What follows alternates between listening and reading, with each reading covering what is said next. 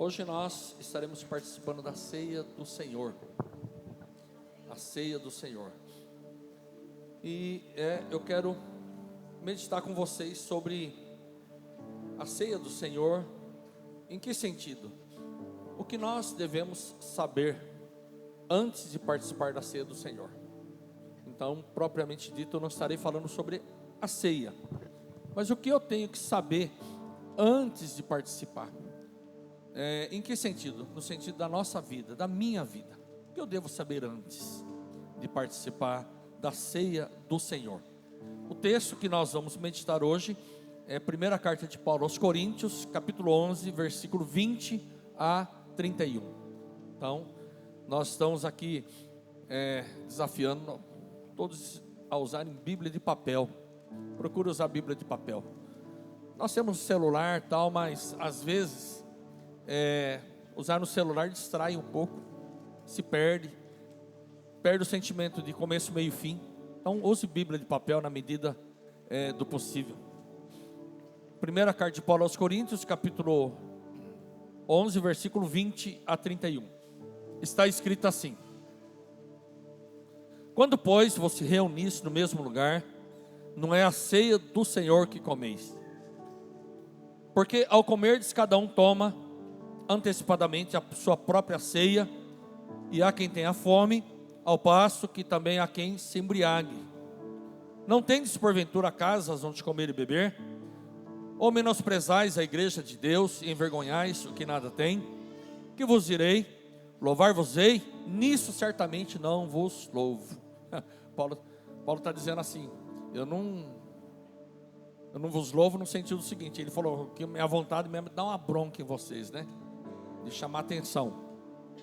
Aí ele diz assim: porque recebi do Senhor o que também vos entreguei, que o Senhor Jesus, na noite em que foi traído, tomou o pão, e tendo dado graças, o partiu e disse: isso é meu corpo, que é dado por vós, fazei isso em memória de mim. Por semelhante modo, depois de haver ceado, tomou também o cálice, dizendo: esse cálice é a nova aliança no meu sangue. Fazei isso todas as vezes que o beberdes, em memória de mim. Porque todas as vezes que comerdes esse pão e beberdes o cálice, anunciais a morte do Senhor, até que ele venha. Por isso, aquele que comer o pão ou beber o cálice do Senhor, indignamente será réu do corpo e do sangue do Senhor. Examine-se, pois, o homem a si mesmo, e assim como o pão, e beba do cálice. Pois quem come e bebe sem discernir o corpo, come e bebe juízo para si. Eis a razão porque há entre vós muitos fracos e doentes, e não poucos que dormem. Porque se nós nos julgássemos a nós mesmos, não seríamos julgados. O apóstolo Paulo, ele está dando uma orientação à igreja de Corinto. A igreja de Corinto ficava numa cidade chamada Corinto, por isso que chamava a igreja de Corinto. Eram crentes que se reuniam naquela cidade. E essa igreja, em muitos aspectos, é parecida com as igrejas do tempo moderno. Tinha algumas confusões que aconteciam ali, algumas coisas que aconteciam que Paulo, então, precisou chamar a atenção deles. E uma das coisas é sobre a ceia do Senhor. Então, aqui ele está orientando não somente sobre o significado da ceia, mas o que é que aqueles irmãos precisavam saber antes de participar da ceia do Senhor. Como é que eles tinham que ir para a ceia do Senhor? Como é que as famílias deveriam de sair de casa e se direcionar para o culto em que eles iam participar da ceia do Senhor? Como é que deveria ser o comportamento da igreja fora dos momentos da ceia do Senhor? Então, é isso que ele está orientando aqui em rápidas palavras. E uma das coisas que nós temos que nos lembrar é que naquela época, as igrejas, eles tinham uma festa que eles chamavam de festas ágape, festa do amor. Em outras palavras, eles se reuniam para comer junto. Então o pessoal, eles iam para os cultos e comiam junto. Às vezes antes do culto, se reuniam, eles faziam aquilo que muitas famílias fazem, eles juntavam as panelas. E cada um levava o que podia levar, e eles iam para a igreja, ou para onde, logicamente eles iam para onde eles poderiam se reunir, levava coisa de comer, levavam as coisas para beber e tal, e ali eles se confraternizavam. E quando eles iam, então eles participavam dessa confraternização, dessa comunhão, e logo após eles tinham culto, e onde eles participavam da ceia do Senhor. Então eles faziam dessa forma. E nesses dias, o apóstolo Paulo está chamando a atenção deles, porque ele disse assim: olha, quando pois você reunir no mesmo lugar, não é a ceia que comeis.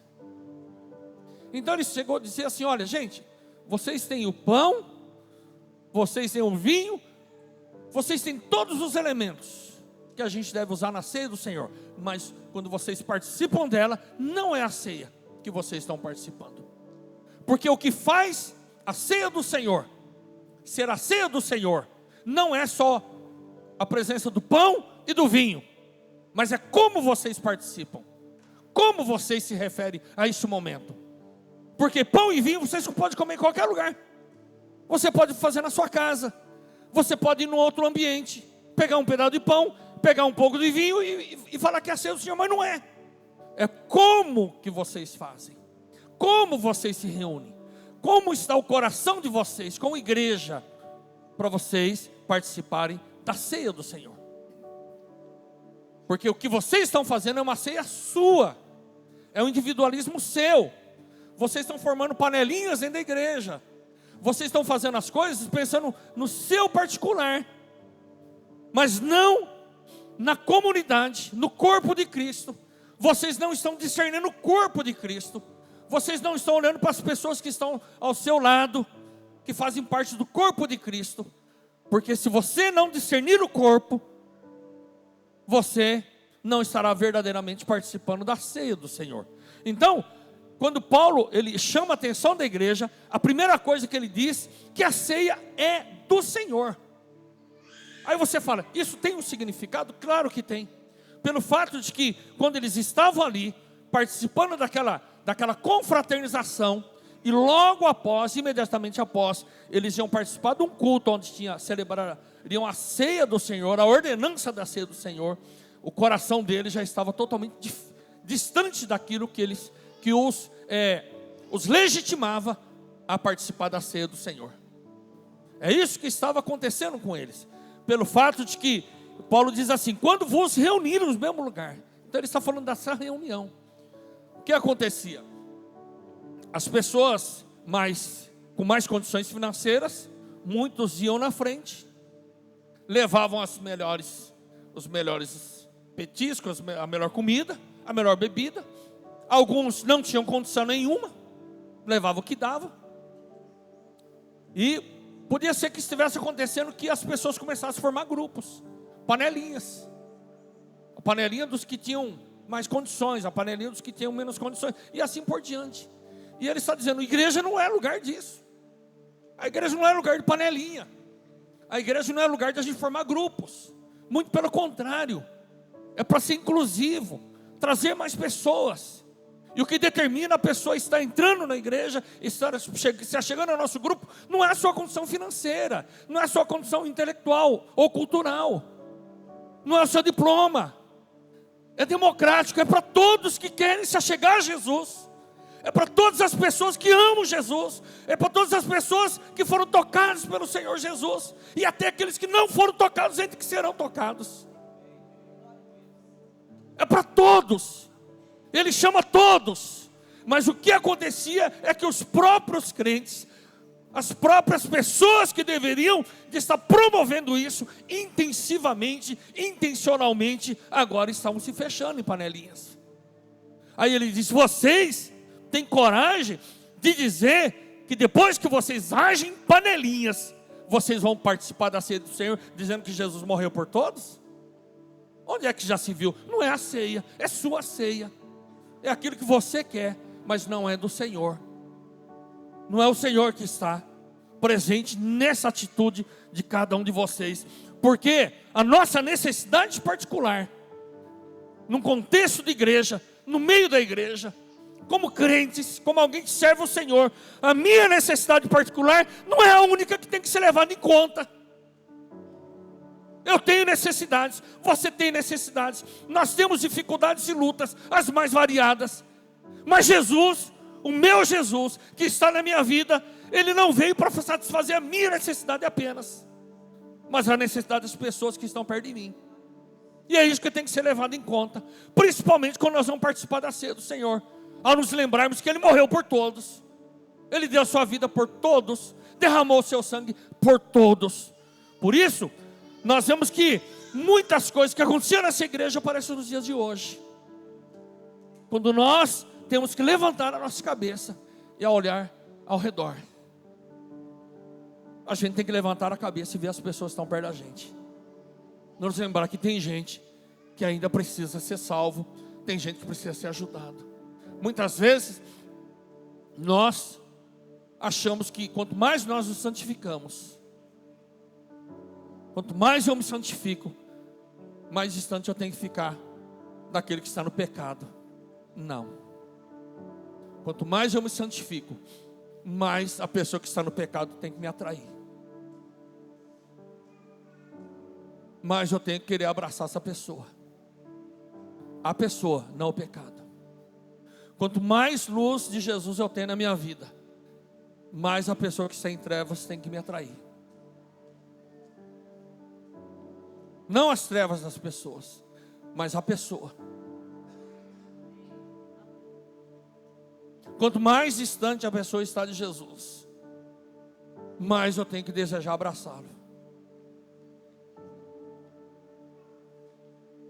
É isso que o apóstolo Paulo está ensinando, quando ele diz que a ceia é do Senhor, não é minha, não é um negócio particular meu. O que eles estavam fazendo era mais uma festa, não a ceia. Era mais comes e bebes, era um piquenique, mas não era a ceia. O que eles estavam fazendo era dando importância e tendo aquilo como um fim em si mesmo, não como um meio. O problema não era a festa, é que aquilo virou um fim. Irmãos, o problema não é a estrutura da igreja, ela se tornar um fim.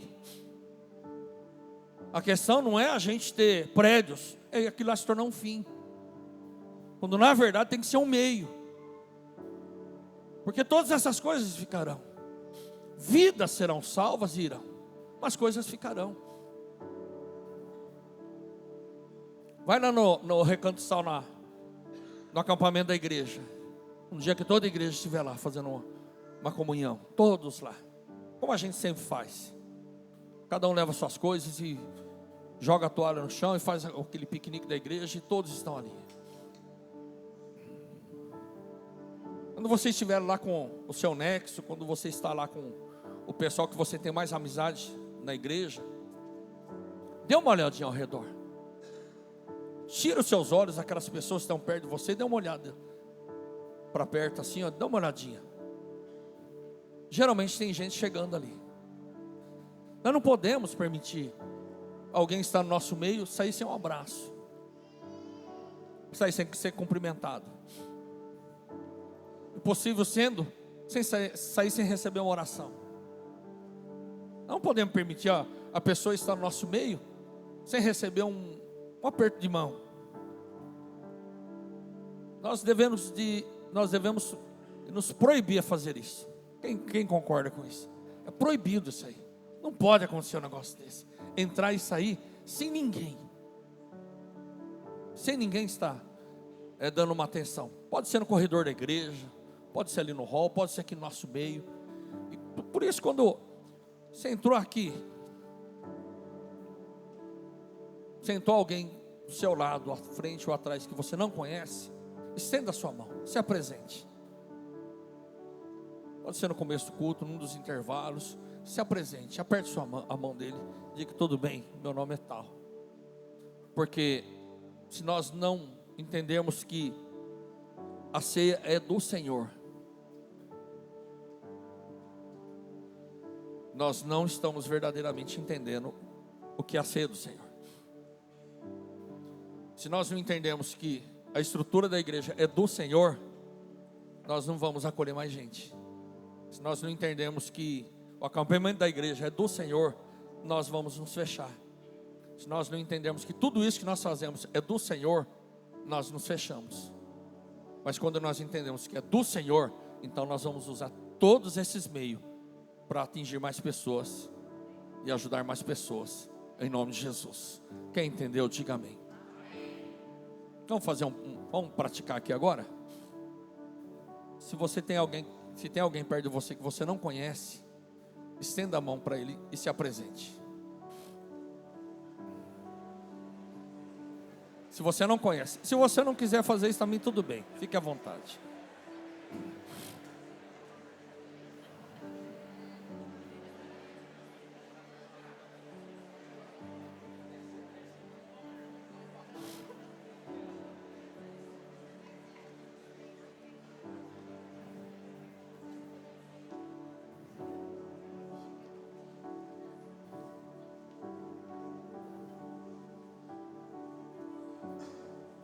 A segunda coisa que devemos saber antes de participarmos da ceia do Senhor. Olha o texto aqui, versículo 24, diz assim: e tendo dado graças, o partiu e disse: isso é o meu corpo que é dado por vós. Jesus deu o seu corpo por nós. No versículo 25, a última parte diz assim: fazei isso todas as vezes que o beberdes, em memória de mim. Jesus derramou o seu sangue por nós, e todas as vezes que nós participarmos da ceia, a gente se lembra disso. No versículo 26, a última parte diz assim: anunciais a morte do Senhor até que Ele venha. Jesus deu a sua vida por nós. Você já parou para pensar que pode acontecer de muitas vezes nós pecarmos aqueles pecados? Quando eu digo nós, eu digo as pessoas pecarem, cometerem pecados que ele disse: não tem nada a ver não. Até pecar rindo, sorrindo ou brincando, ou mesmo com prazer sobre aquilo. Cometer o que as pessoas dizem, pequenos pecados, às vezes rindo, fazendo chacota, ou brincando, ou até defendendo o seu direito de fazer aquilo. E foram justamente esses pecados que acrescentaram muito mais peso e sofrimento ao Senhor Jesus lá na cruz. Então muitas coisas que a gente fez rindo, fez com que Jesus gemesse muito mais. Se nós pararmos para pensar nisso, nós entenderemos que o Senhor Jesus, Ele partiu o seu corpo, e Ele derramou o seu sangue, entregou tudo que tinha, para que nós pudéssemos ter tudo que Ele tem para nós. Então quando nós vamos participar da ceia, antes de nós participarmos da ceia do Senhor, nós devemos nos lembrar que nós temos que olhar para 3 pessoas, para entendermos que eu devo partilhar e entregar antes de comer e beber. Eu tenho que vir para esse momento da ceia do Senhor com uma vida partilhando, sendo generoso, mas também entregando, para que esse momento em que eu participo da ceia do Senhor, ele tenha um significado muito maior e muito mais profundo. Quando eu vou participar da ceia do Senhor, a primeira coisa eu devo olhar para o que Jesus fez na minha vida. Eu tenho que me lembrar de onde Jesus me tirou. Nós que não tínhamos Jesus, nós não tínhamos significado na vida. Uma vida sem Deus, sem esperança, caminhando para as trevas, sem nenhuma esperança. A partir do momento que a gente entrega a nossa vida ao Senhor Jesus, Ele não somente nos salva, mas Ele nos dá um novo destino, um novo propósito de vida, e a nossa vida muda totalmente. Mas quando eu participo da ceia do Senhor também, eu devo olhar não somente para Jesus, mas olhar para a minha vida, de onde Ele me tirou, mas também para as pessoas que me cercam. Porque Jesus não me salvou apenas de ponto final, Ele me salvou com um propósito. E o propósito que Ele nos deu, um dos propósitos, é para que através da nossa vida, o Senhor Jesus possa alcançar mais pessoas. Ou seja, a minha vida só tem significado se eu também abençoar as pessoas. Porque nós não devemos nos esquecer que eu amo a Deus amando pessoas. Em muitos casos eu sirvo a Deus servindo pessoas. Em muitos casos eu louvo a Deus quando eu ajudo pessoas. Eu alegro o coração de Deus quando eu levo pessoas a Ele. Então, na ceia do Senhor, ela não pode ser um momento egoísta. Jesus morreu por mim, obrigado, Senhor, pelo teu sacrifício. Obrigado, Senhor, porque o Senhor me tirou das trevas. Senhor, obrigado, porque eu fui salvo e ponto final. Não, isso é válido, mas falta um ponto ainda. Senhor, obrigado porque o Senhor morreu no meu lugar. O Senhor me deu salvação. Eu entreguei minha vida ao Senhor. Senhor, obrigado porque uma vez que eu entreguei minha vida ao Senhor, eu sou salvo. E se a partir dessa vida agora, eu estou salvo. Mas também, obrigado, Senhor, porque eu estou aqui. O Senhor morreu por mim. O Senhor vive em mim e agora transborda através da minha vida. Eu quero continuar servindo o Senhor, servindo pessoas. Eu quero abençoar pessoas. Então encha-me para que eu transborde. Encha-me para que eu partilhe, para que eu sirva, para que eu me entregue também. Por isso, enche-me para que eu transborde sobre as outras pessoas. Então, quando eu venho para a ceia do Senhor, não somente na ceia do Senhor devo me lembrar assim, mas eu tenho que vir de uma vida assim. Eu tenho que ter uma trajetória, eu tenho que estar caminhando dessa forma. Mas transbordar o quê? Aquilo que o Senhor tem te dado. Um aperto de mão, uma oração. Nossos dons, nossos talentos. As pessoas com as quais a gente convive. Nossos vizinhos, o pessoal do nosso trabalho. Transborde, viva Jesus. Você verá que muitas pessoas serão impactadas. Às vezes enfiar Jesus goela abaixo nem sempre é o mais sábio. Ganhe o coração da pessoa e você ganha o coração dela para Jesus. Toque o coração dela, criando pontes, e você vai ver, ela vai abrir o coração. Não levante muros. Ganhe o coração da pessoa, com a sua amizade, com sua presença, com a sua ajuda, com a sua simpatia. Ganhe o coração dela, você ganha o coração dela para Jesus. Muitas vezes chegar com os dois pés nem sempre é sábio, mas na hora certa o coração dela se abriu a você.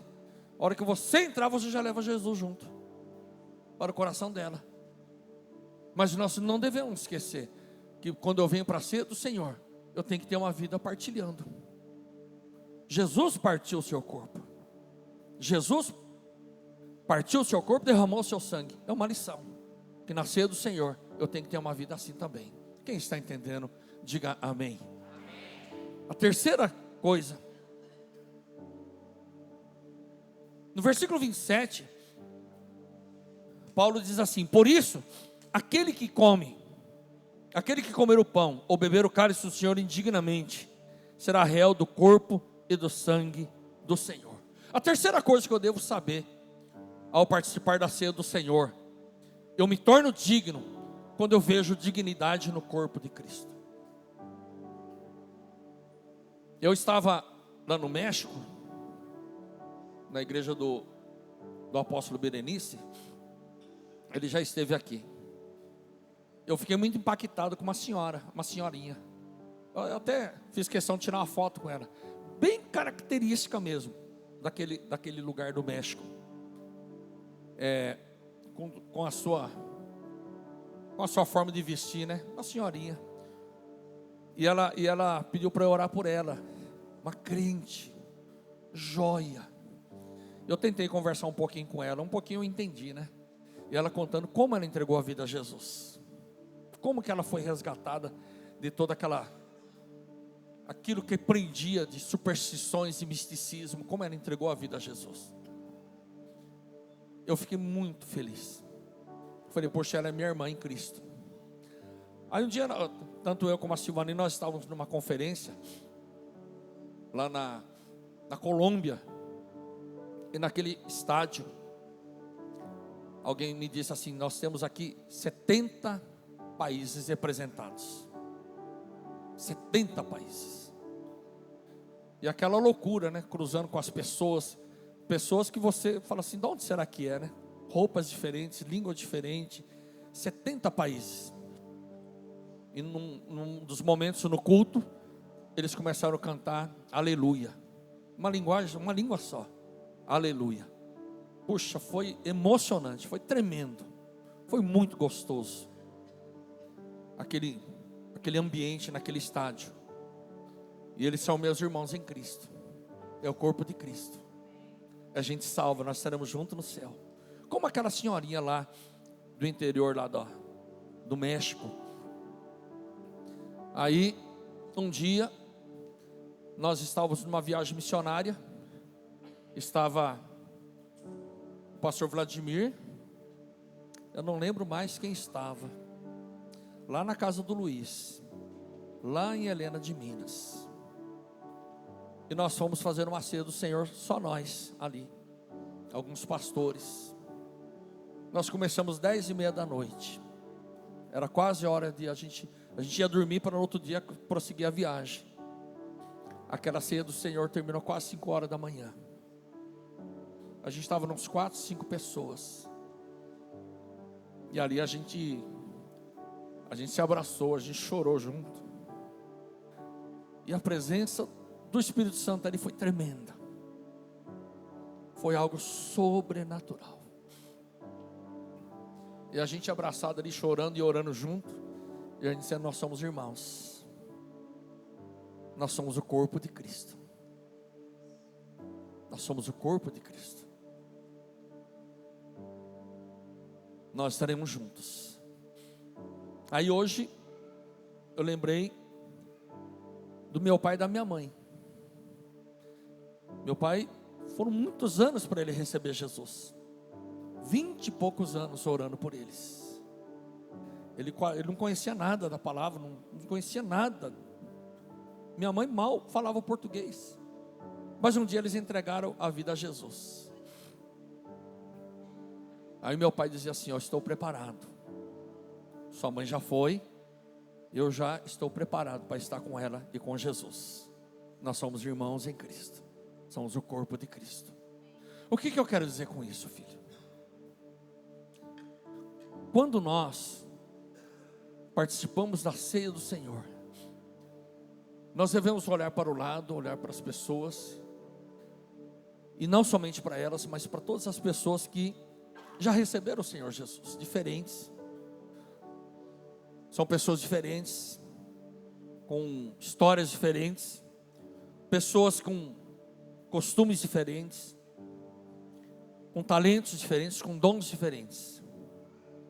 Mas quando eu não vejo dessa forma, que eles são nossos irmãos em Cristo, que o Senhor também as usa, que o Senhor é glorificado na vida delas, quando eu não vejo que o Senhor Jesus as tirou das trevas, então eu não estou vendo dignidade neles.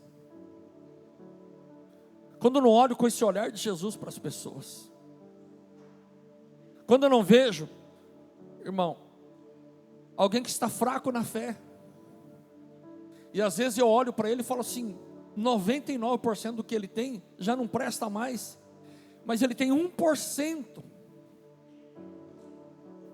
de alguma coisa que ele tem por Jesus.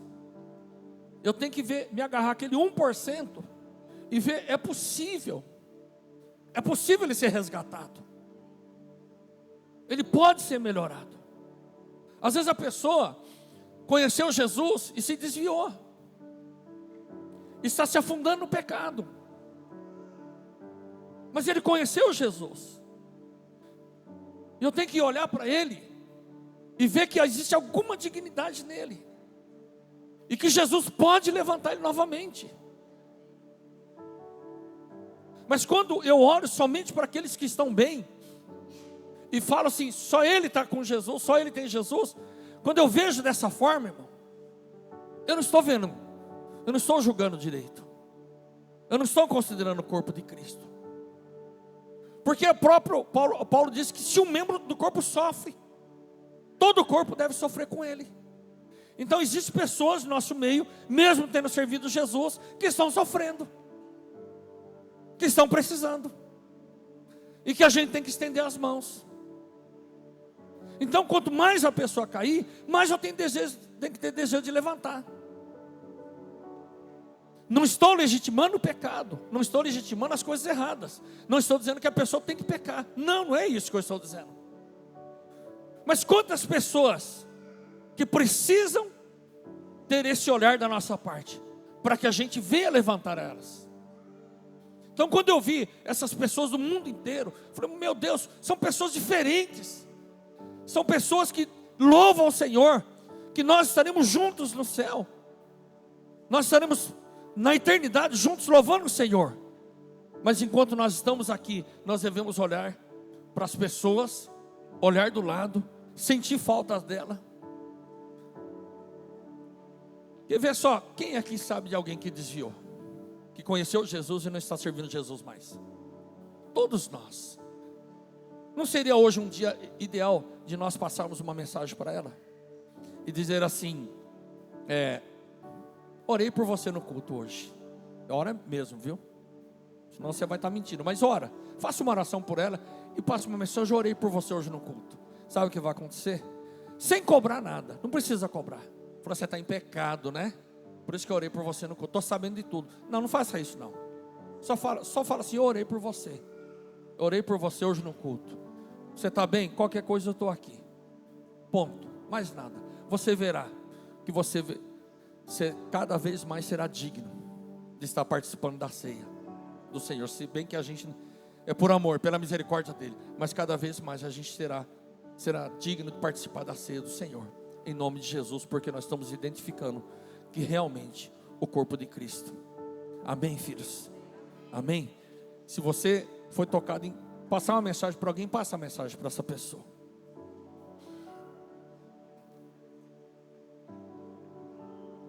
Eu me torno digno quando eu vejo dignidade, quando eu valorizo a igreja, quando eu valorizo o meu irmão, quando eu valorizo os dons que ele tem, as ideias que ele tem, a sua história, os seus talentos e assim por diante.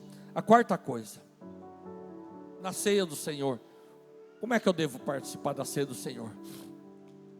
Eu devo revisitar o meu passado.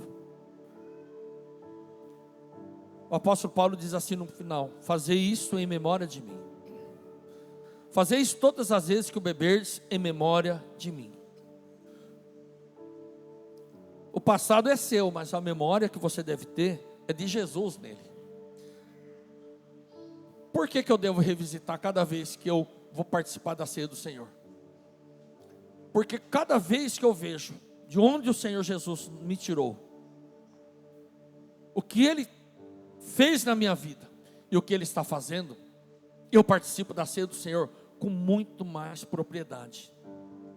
Porque eu vejo como que o sacrifício do Senhor Jesus e aquilo que Ele fez lá na cruz é poderoso para nos manter de pé, para nos salvar e para nos conduzir à vida eterna. Quando você revisita o seu passado assim, você se lembra da sua história, você vê o que o Senhor Jesus fez, então você participa com um coração muito mais grato. Porque uma das coisas que nós temos facilidade, as pessoas têm facilidade de se esquecer daquilo que foi extraordinário na sua vida de uma forma abençoadora. Mas quando nós participamos da ceia assim, então você, com muito mais gratidão, obrigado, Senhor. Você imagina o que significa a eternidade sem Cristo. Você imagina a perdição eterna. Você imagina se nós não tivéssemos nos encontrado com o Senhor Jesus. Você imagina a nossa eternidade sem Cristo, sem Deus e sem salvação. Imagina o valor que isso tem. Quando você visita o seu passado ou revisita o seu passado, lá no dia que você recebeu o Senhor Jesus, então você participa da ceia do Senhor com muito mais contundência. E é dessa forma que nós devemos participar da ceia do Senhor. E a quinta e a última coisa que nós devemos participar da ceia do Senhor. Eu devo participar da ceia do Senhor declarando que minha maior esperança está no futuro. É dessa forma que eu devo participar da ceia do Senhor. Que a minha maior esperança está no futuro. Porque todas as vezes que comerdes desse pão e beberdes o cálice, anunciais a morte do Senhor até que Ele venha. Todas as vezes que nós participamos da ceia, todas as vezes que nós participamos de um culto como esse, nós estamos dizendo, até que Ele venha. Até que Ele venha. Pelo seguinte fato, a ceia do Senhor anuncia que Ele já veio. Por isso que nós participamos da ceia. A ceia do Senhor fala assim, Jesus já veio. Ele morreu por nós há quase 2000 anos atrás. Mas ao mesmo tempo, nós dizemos, Ele voltará. Então, a ceia do Senhor, quando a gente participa e diz assim, Ele já veio. E Ele já veio na minha vida. Ele já veio e transformou a minha vida. Ele já veio e me salvou. Eu participo da ceia do Senhor porque Ele já veio e Ele me resgatou das trevas. Eu participo da ceia do Senhor porque Ele vive em mim. Eu participo da ceia do Senhor porque Ele me tirou das garras do nosso inimigo. Mas ao mesmo tempo, eu estou dizendo, Ele virá. Ele virá me buscar. Ele virá para levar a igreja. Ele virá para me levar para a eternidade. Até que Ele venha. Então na ceia, Ele já veio e fez tudo isso na minha vida. Mas não é um ponto final. Na ceia, diz, Ele já veio e Ele transformou a minha vida, mas não foi ponto final. Ele veio, transformou a minha vida, me salvou, mas Ele virá. Por isso, quando eu venho para a ceia do Senhor, eu estou declarando que a minha maior esperança não está somente naquilo que Ele já fez, mas que Ele ainda fará. E o que Ele fará é tão extraordinário quanto aquilo que Ele já fez. Por isso, a nossa esperança não é se tudo vai ficar bem. A nossa esperança é que, por eu estar com Jesus, eu estou bem. A nossa maior esperança não é porque algumas coisas podem vir a acontecer. Coisas boas. Puxa, será que coisas boas vão acontecer? Pode ser que sim. A nossa maior esperança não é se essas coisas boas estarão acontecendo ou não, mas é por aquilo que acontecerá com toda certeza, que Ele virá. Amém? Você pode aplaudir a Jesus com bastante empolgação?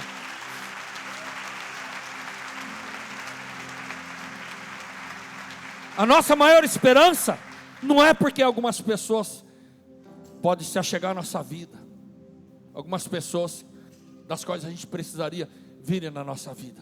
A nossa maior esperança é porque Ele já está na nossa vida. A nossa maior esperança não é porque talvez Ele venha. A nossa maior esperança é porque Ele virá. Ele virá. Muitas pessoas, elas ficam ansiosas quanto ao futuro. Muitas pessoas ficam tentando descobrir o futuro. Nós já temos o spoiler. Nos últimos 2 versículos da Bíblia, diz assim. Os últimos 2 versículos, olha o spoiler aqui, ó. Apocalipse 20, 22, 20. Aquele que dá testemunho dessas coisas diz. Aquele que dá o testemunho de todas essas coisas, ele diz o seguinte: sim, eu venho em breve. É o spoiler. Amém. Vem, Senhor Jesus. Ora, vem, Senhor Jesus. A graça do Senhor Jesus seja com todos. Amém. Nós temos um spoiler, filho. Tudo aquilo que nos espanta, nos assusta. Sua vida está difícil. uma luta para se libertar de algumas coisas, uma guerra no nosso coração, uma vida sem sentido, todas essas coisas. A nossa maior esperança está no fato, não se pessoas ou coisas entrarão na nossa vida. A nossa maior esperança é porque Ele já está na nossa vida. A nossa maior esperança não é se tudo aquilo que está acontecendo no mundo vai melhorar ou piorar ou qualquer coisa assim. Se é esse ou aquele presidente, se é esse ou aquele... Essas coisas todas que a gente vê, e que de fato a gente tem que ter participação em tudo isso, é muito importante. Mas não está nisso aí. A nossa maior esperança está aqui, ó. Aquele que dá testemunho dessas coisas. Ele diz assim: sim, sim, eu venho em breve. Ele está dizendo assim, até daqui a pouco. Esquenta a cabeça, até daqui a pouco. Estamos juntos aí. E Ele virá. Em nome de Jesus. E com esse coração, filho, com esse coração, dessa forma, filho, olhando para Jesus e olhando para o lado, olhando para pessoas, olhando para aquilo que Ele fez e olhando para aquilo que Ele quer fazer através da sua vida na vida de outros, entendendo que amar a Deus significa amar pessoas. Nós devemos participar da ceia do Senhor. É dessa forma. Aí nós não estaremos participando da minha ceia ou da sua ceia, mas do Senhor. Do Senhor. Amém, gente? Seu coração se enche de esperança e de alegria? Amém. Vou convidar a Silvani que vem aqui. Os nossos irmãos que estarão servindo a ceia